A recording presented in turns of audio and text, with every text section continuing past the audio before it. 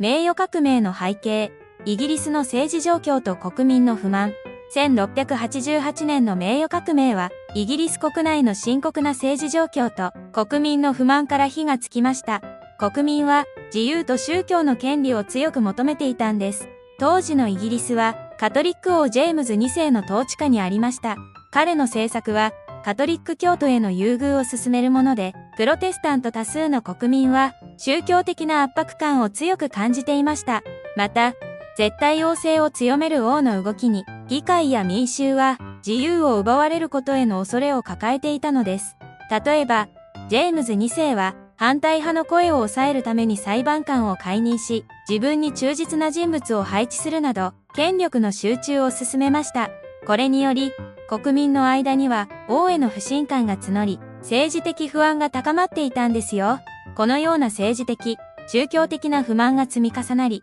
イギリス国民は変革を求めていました。名誉革命は、こうした不満が爆発した結果と言えるでしょう。動画の途中ですが、チャンネル登録、評価をいただけましたら嬉しいです。ジェームズ2世の統治と問題点。ジェームズ2世の統治は、その問題点が名誉革命を引き起こす大きな原因となりました。ジェームズ2世はカトリックの信仰を持つ王として、プロテスタント主流のイギリスで次第に孤立していきました。彼の宗教政策は、カトリックとプロテスタントの間の宗教対立を激化させ、国内の分裂を深めたのです。彼はカトリック教徒を政府高官に任命し、大学にカトリック教徒を受け入れることを強制するなど、積極的なカトリック化政策を進めました。これにより、議会や国民の間で、ジェームズ2世への反発が強まり、彼に対する支持は急速に失われていったんです。ジェームズ2世の統治と問題点は、名誉革命へとつながる大きな流れを作り出しました。彼の政策は、国内の不和を生み出し、最終的には彼の退位へとつながるのです。欧州の政治環境と名誉革命の引き金。欧州の政治環境もまた、名誉革命の引き金となった重要な要素です。当時のヨーロッパは、大国間の権力バランスが非常に不安定で、国際的な緊張が高まっていました。イギリスはカトリック国家フランスとの関係が悪化しており、ジェームズ2世のフランスとの親密な関係は、イギリス国内での不信感を一層高めていたんです。ジェームズ2世は、フランス王、ルイ14世との同盟を深め、プロテスタント国家としてのイギリスの立場を弱めてしまいました。このため、イギリス国内のプロテスタント勢力は、自国がカトリック化することへの恐れを強め、ウィリアム・オブ・オレンジへの支持を集めていくことになります。つまり、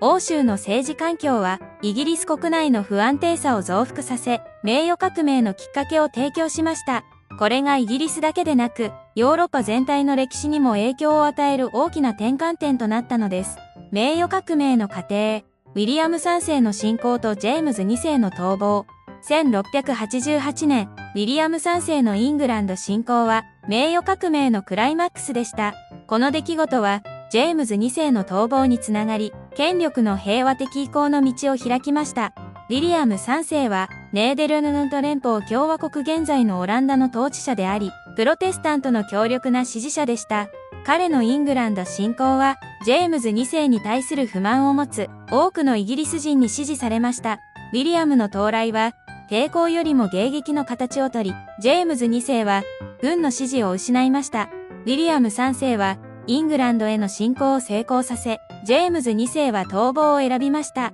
特に重要なのは、この移行がほぼ無血で行われたことです。ジェームズ2世がロンドンを放棄し、フランスへ逃れることで、事実上の権力の空白が生まれました。ウィリアム3世の侵攻とジェームズ2世の逃亡は、イギリス歴史上における非常に重要な出来事であり、名誉革命の核心をなす部分です。権力の平和的移行と意義。名誉革命は、権力の平和的移行の例として、歴史に名を刻みました。この出来事は、後の民主主義発展に重要な影響を与えたんです。ジェームズ2世の逃亡後、権力は無血で、ウィリアム3世とメアリー2世に移譲されました。これは、国王が絶対的な権力を持つ時代から、議会による制限された君主制へと移行する重要な転換点でした。1689年の名誉革命後、ウィリアム3世とメアリー2世は、権利の焦点に同意し、これによって、議会の権力が強化されました。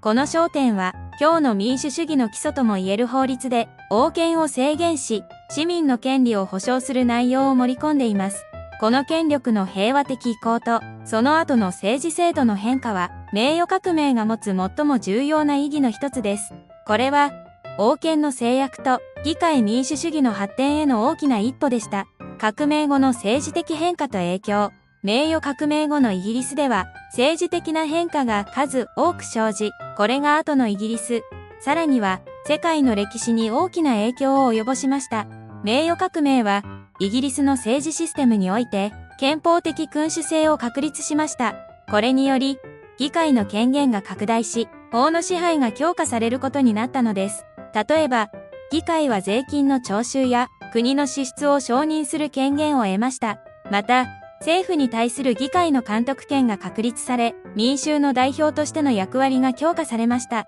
これらの変化は、後の産業革命や帝国主義の時代に、イギリスが大国としての地位を確立する基盤となりました。名誉革命による政治的変化は、イギリスだけでなく、民主主義の発展にも貢献しました。この革命は、今日私たちが享受する政治システムの礎を築いたと言えるでしょう。名誉革命後のイギリス。憲法的君主制への移行。名誉革命は、イギリスを絶対君主制から憲法的君主制へと移行させました。これは、国の政治体系において画期的な変化でした。憲法的君主制の下では、国王の権力は法律で定められた範囲内に限られ、議会との協力が必須となります。名誉革命によって、イギリスは強力な議会と限定された王権を持つ国家へと変貌しました。この変化の具体的な例としては、権利の焦点が挙げられます。この法律によって、国王は議会の同意なくしては、税を課したり、軍を維持したりすることができなくなりました。さらに、表現の自由や裁判を受ける権利など、基本的人権が保障されたのです。憲法的君主制への移行は、イギリス国内の政治バランスを変え、国民の権利と自由を大幅に拡大しました。経済と社会の変革。名誉革命は、イギリスの経済と社会にも深い影響を与え、大きな変革をもたらしました。政治的安定は経済活動に好影響を与え、投資や商業の自由化が進みました。また、議会の権力が強化されたことで、法の支配が確立し、経済活動における予測可能性が高まったのです。例えば、金融の発展が挙げられます。名誉革命後、1694年には、イングランド銀行が設立され、近代的な金融システムの基礎が築かれました。これにより、政府の資金調達が容易になり、後の産業革命に向けての資本蓄積が進んだのです。このように、名誉革命は、イギリスの経済と社会の土台を変え、近代化の道を加速しました。世界史における名誉革命の影響。名誉革命は、イギリス国内だけでなく、世界史にも大きな影響を与えました。民主主義の発展と植民地政策の変化において、この革命の役割は非常に大きいのです。名誉革命による政治的安定化は、イギリスが海外での植民地拡大を進める基盤を固めました。また、憲法的君主制という政治モデルは、その後のアメリカ独立戦争やフランス革命に影響を与え、民主主義思想の普及に寄与したのです。アメリカ独立戦争では、植民地住民がイギリスからの独立を求める際、名誉革命で確立された権利の概念が重要な根拠となりました。また、フランス革命の際には、イギリスの憲法的君主制が参考にされたと言われています。名誉革命は、イギリスのみならず、世界の歴史の流れを変える一石となり、民主主義と近代国家の発展に貢献しました。名誉革命の誤解と真実。一般的な誤解とその訂正。名誉革命については、多くの誤解が存在しますが、その事実を正確に理解することが、歴史を学ぶ上で重要です。多くの人が、名誉革命を単なる王位の交代だと誤解していますが、実際には、英国政治制度の根本的な変化をもたらした事件です。また、この革命が完全に無血であったという誤解もありますが、実際には戦闘が行われた地域もありました。例えば、ウィリアム3世のイングランド上陸時には、一部で小規模ながら戦闘が発生しました。さらに、スコットランドやアイルランドでは、名誉革命の影響で大きな軍事的衝突が起きています。したがって、名誉革命は平和的な権力の移行だけでなく、英国の憲法的基盤を築いた重要な出来事であり、一部では武力衝突も伴った複雑な歴史的事件であることを理解する必要があります。名誉革命の真の勝者と敗者。名誉革命における勝者と敗者を特定することは、表面的な理解を超えた深い洞察を必要とします。一見、ウィリアム3世とメアリー2世が王位についたことで、彼らが勝者のように見えますが、真の勝者は、イギリスの議会と民衆です。彼らは、権力の分散と法の支配を確立することに成功しました。一方で、ジェームズ2世は失脚し、敗者のように見えますが、この出来事は、カトリックとプロテスタントの緊張を高める結果となりました。議会は権利の焦点を通じて、王権を制限し、自身の権力を確立しました。これは、国王よりも議会が真の権力を持つようになったことを示しています。ジェームズ2世は失脚しましたが、彼の逃亡とフランスでの活動は、後のヨーロッパの政治情勢に影響を与え続けました。したがって、名誉革命の勝者と敗者は単純なものではなく、その影響はイギリス国内外に広がり、長期的な歴史的結果を生み出しました。現代における名誉革命の意義と教訓。名誉革命は現代にも大きな意義を持ち、その教訓は今日の政治と社会にも生かされるべきものです。名誉革命は権力の平和的移行のモデルを示し、法の支配と民主主義の重要性を強調しました。これは政治的安定と公正な社会の構築に不可欠な要素です。現代の多くの民主国家では、政権交代は選挙を通じて平和的に行われ、これは名誉革命が示した原則に基づいています。また、法の支配の概念は個人の権利と自由を保障する現代の法体系の基礎となっています。名誉革命の歴史は権力の乱用を防ぎ、民主的なガバナンスを強化するための重要な教訓を提供しています。この革命の経験は今日の政治的な決断や社会的な進展においても引き続き参照されるべきものです。名誉革命の遺産と現代イギリス、憲法的遺産と現代の法制度。名誉革命はイギリスの憲法的遺産を形成し、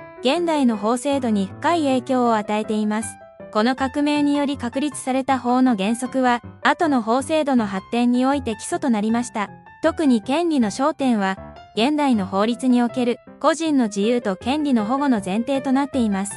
例えば、表現の自由や集会の自由など、今日私たちが享受している基本的人権は、権利の焦点に由来しています。これらの権利は、イギリスだけでなく、西洋の民主主義法体系全体に影響を与え、多くの国の憲法や法律に組み込まれています。したがって、名誉革命の憲法的遺産は、現代イギリス及び西洋法体系の革新をなすものであり、今日の法の支配と個人の権利保護の基盤となっています。名誉革命とイギリスの世界的地位。名誉革命は、イギリスの世界的地位を形成する上で重要な役割を果たしました。この革命によってもたらされた政治的安定は、イギリスが世界的な経済大国及び帝国としての地位を築く土台となりました。議会制民主主義の確立は、イギリスが国際的な影響力を持つことを可能にし、その後の産業革命や植民地拡張へとつながりました。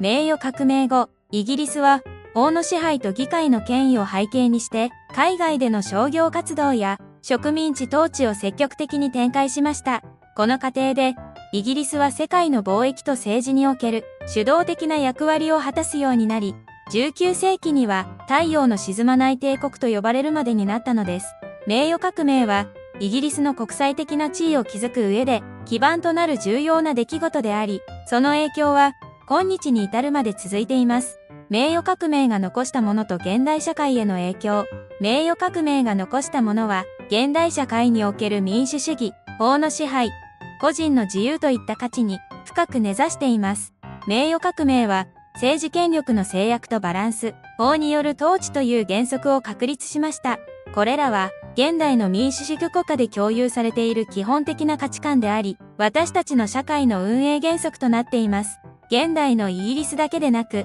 世界中の民主主義国家では、政治的権力は選挙を通じてのみ獲得され、法律に基づいて行使されます。これは、名誉革命で確立された原則に基づいています。また、市民の基本的権利と自由は、名誉革命で確立された法の原則によって保護されています。名誉革命の遺産は、現代社会においても非常に重要であり、私たちが享受する政治的及び社会的な自由の根底にあります。この革命は、現代の政治と社会の形成において、不可欠な役割を果たしているのです。